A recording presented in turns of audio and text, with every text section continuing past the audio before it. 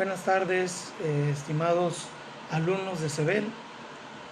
Dios bendiga a cada uno de ustedes. El día de hoy vamos a estar viendo ya el módulo número 6 de nuestro curso, La vida de Jesucristo. Y vamos a comenzar con Stalker en el capítulo número 6, el fin. Son tres páginas las que vamos a estar viendo el día de hoy solamente. Y he tomado esta pequeña parte para no dejar solamente con el estudio de el fin, el módulo 5, sino extenderlo al módulo 6 y aparte del día de la muerte del Señor Jesús también estudiar un poquito de el fin. Vamos a orar y luego entramos a esta parte de nuestro estudio de Stalker. Dios, gracias te damos porque eres bueno, Señor.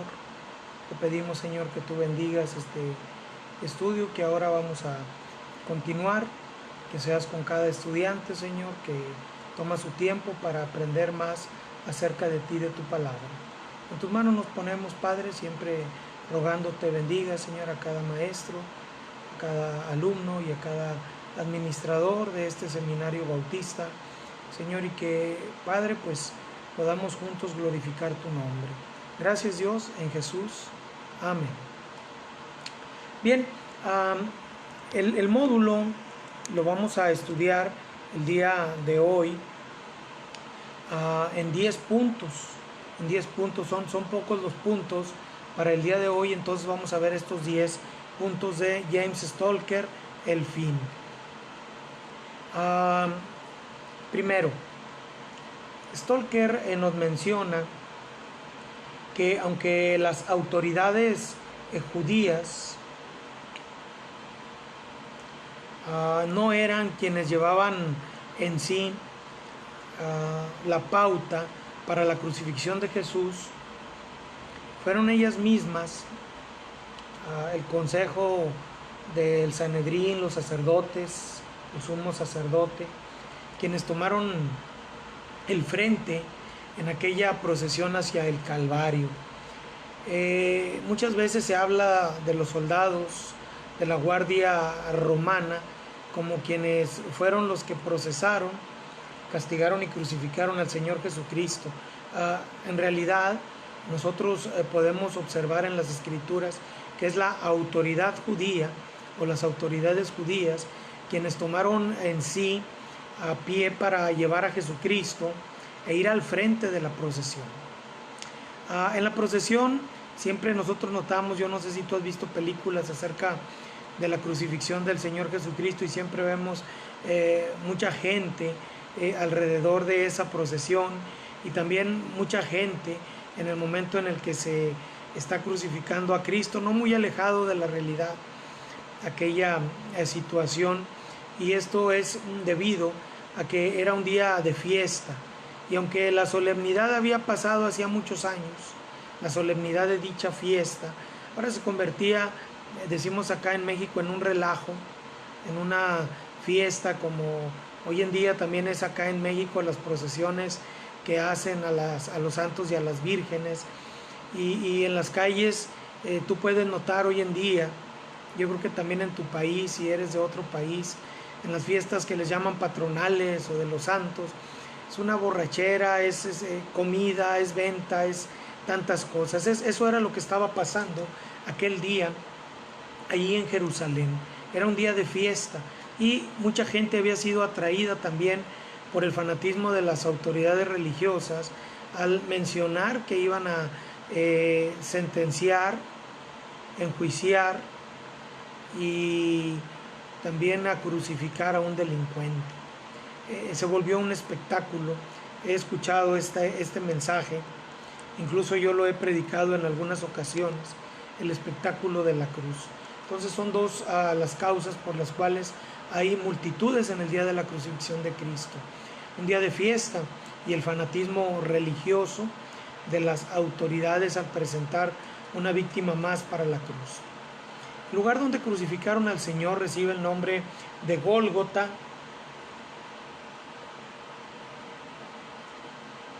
que significa el monte de la calavera o el monte Calvario. Cualquiera de estos tres nombres se asume como el nombre del lugar donde el Señor Jesús fue crucificado. Ahora, el autor de este relato, Stalker, menciona que no hay ningún monte con forma de una calavera en la Tierra Santa. Quienes han acudido allá y algunos que enseñan acerca de esto, toman énfasis y mencionan que sí, que hay un monte que parece una calavera, etc.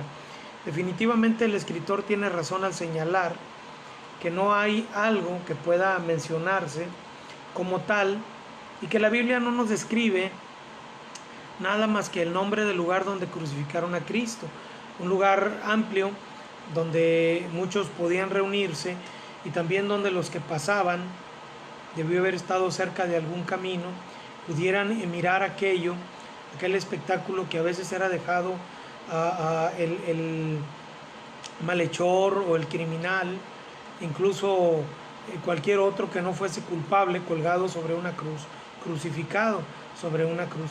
Creo que podemos ampliar también un poquito el asunto de la crucifixión, pero en un punto más adelante. El castigo de la cruz es el punto que sigue, el número 4. Estaba reservado para los esclavos y revolucionarios o para los falsos mesías, pregunto yo, y te respondo, ¿verdad? No era para el Mesías, no era para el Cristo, era para esclavos y revolucionarios. Ahora, los testigos sin Jehová, les digo yo, se han empeñado y creo que tienen bastantes años en querer cambiar y utilizar su propia versión de la Biblia y de la historia y también del Evangelio para decir que Cristo no fue clavado en una cruz, que Cristo fue colgado sobre un poste, sobre un madero. Aquí la historia romana, la historia religiosa y la iglesia primitiva no tiene empacho en afirmar y en hacernos ver que no hay una situación de confusión, de contradicción o de enseñanza falsa al afirmar que Cristo fue crucificado, que los clavos atravesaron sus manos y que fue levantado en una cruz. El castigo romano descrito por otros escritores, y dije descrito, no solamente está, y si ustedes son críticos, estudiosos, no solamente está escrito en la Biblia, hay muchos libros que tú puedes consultar, libros antiguos, que afirman que el castigo de la cruz es el castigo que se practicaba hacia los malhechores, hacia aquellos que se levantaban en contra del gobierno romano, llamados revolucionarios o sediciosos, y que este castigo era cruel por todas las cuestiones que implicaba el sí, ¿verdad?, colgar definitivamente, pero sobre una cruz y sobre sus brazos extendidos al malhechor, como los pulmones de aquellos y también los del Señor Jesucristo eran oprimidos, sus órganos eran lastimados, su sangre derramada, y bueno, morían muchos de los crucificados ahogados en su propia sangre. Bien, ¿quiénes fueron las personas en las que el interés de Jesucristo se reflejó estando Él en la cruz? Bueno, tenemos dos historias. La historia del ladrón arrepentido, dos ladrones, uno a la izquierda y otro a la derecha. Uno de ellos, al igual que los sacerdotes, los soldados y la multitud, tentando al Señor Jesús a bajar de la cruz y a salvarlos también a ellos. Y el otro reconociendo que era pecador, proclamando a Jesús como el Señor y poniendo su fe en Él, es salvado. Jesucristo le dice: de cierto te digo, que hoy estarás conmigo en el paraíso. Y si bien, ¿verdad?, algunos piensan el cielo, etcétera,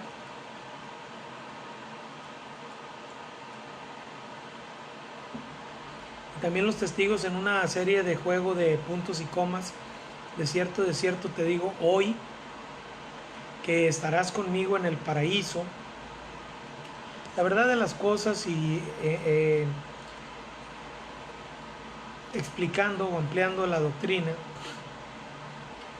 fue el último día, o fueron los últimos días, o los últimos momentos en los que morían, puesta su fe en Jesús,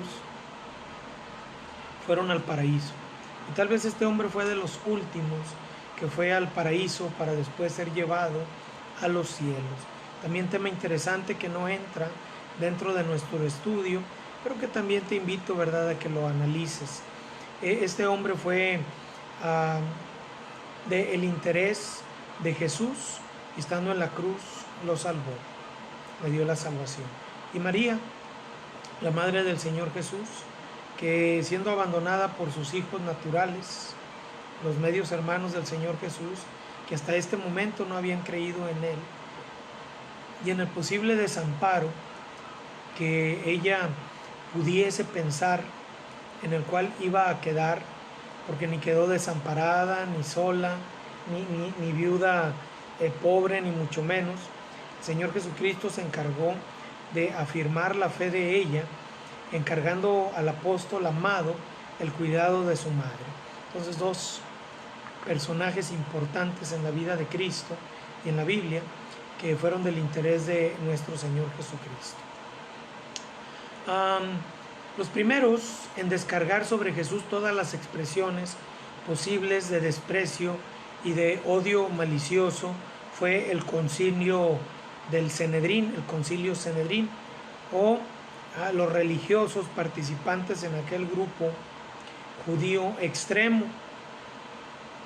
Y aunque el pueblo que le seguía y que en su momento llegó a despreciar a Jesús, también expresaron rabia y furor en contra del Señor, aunque los soldados romanos, que fueron crueles también con Cristo, que lo azotaron, que lo golpearon y lo pusieron en la cruz, fue el concilio religioso judío el que tomó una posición extrema en contra de Jesús, con odio, con desprecio, con saña, y hasta que Él no terminó en la cruz, ellos no quedaron satisfechos. Ahora, yo tengo una pregunta para todos nosotros.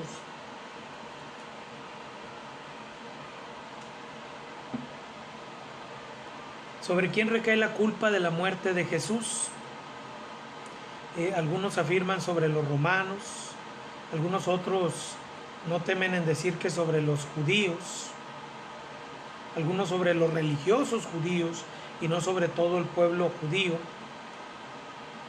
Pero yo encuentro en la Biblia que el Señor murió por todos, y este murió por todos no es solamente en el sentido de abrir este abanico de salvación para todo aquel que cree, sino también el hecho de que todos fuimos culpables de la muerte de Cristo. Entonces, cuando a ti te pregunten sobre quién recae la culpa de la muerte de nuestro Señor Jesucristo, es sobre todo el mundo. Incluso puedes llegar a contestar también sobre mí.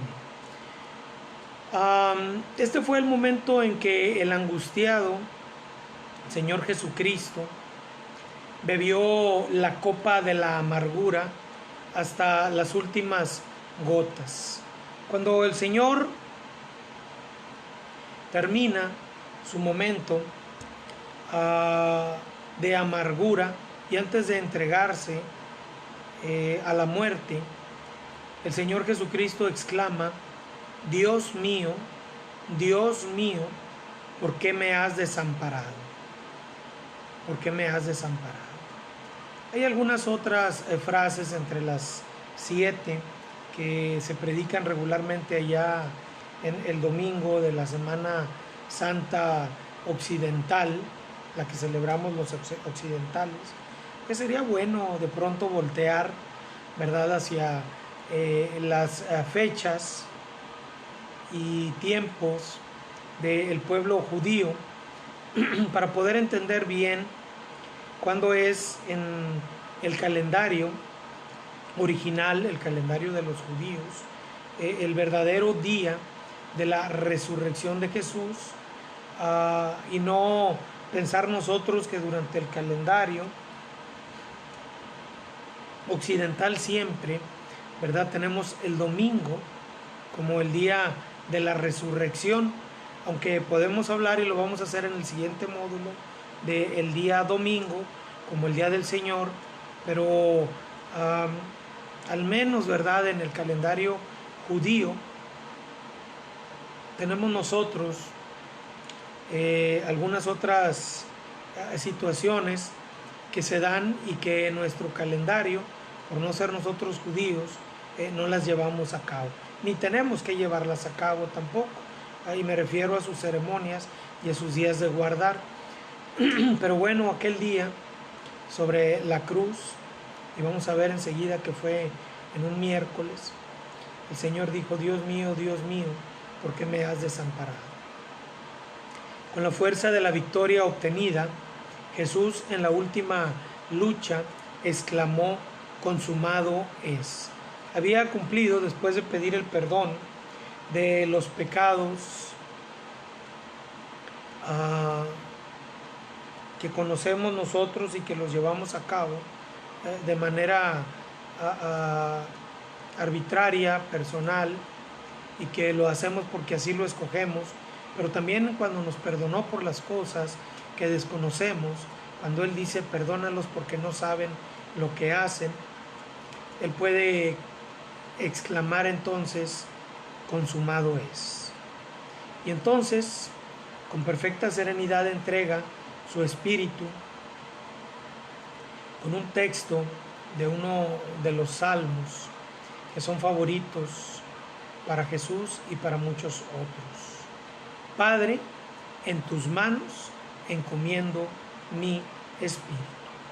Espero yo que la lectura, bonita lectura poética, sin embargo, como comenté y como sigo comentando, tenemos que ser bastante cuidadosos en el sentido de analizar toda la narrativa de Stalker, ya que él también puede tomar algunas situaciones extrabíblicas en las cuales nosotros, cuando las leemos, podríamos llegar al extremo también de predicarlas, afirmando que son textos bíblicos, cuando es más bien poesía, narrativa, pensamiento humano. Voy a continuar con este video porque voy a dedicar el segundo video solamente al día de la muerte de Jesús, y quiero comentarte que en la armonía de los evangelios, para este módulo 6,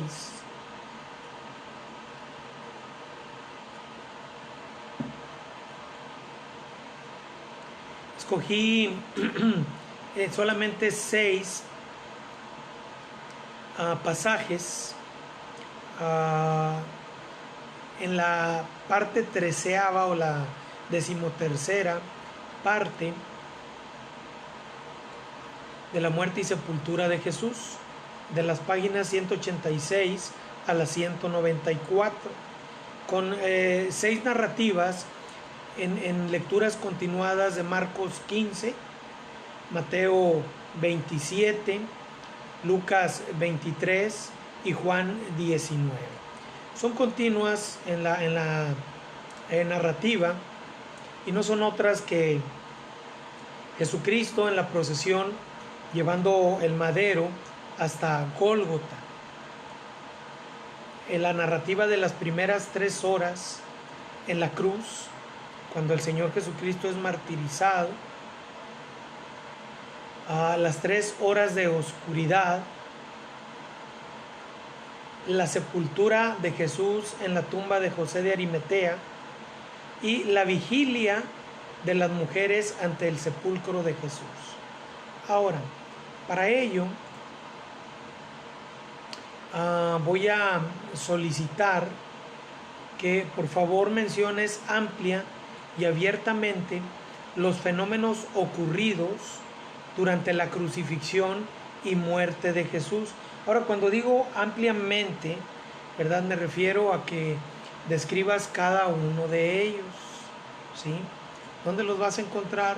Pues en las lecturas continuadas de Marcos 15, Mateo 27, Lucas 23 y Juan 19.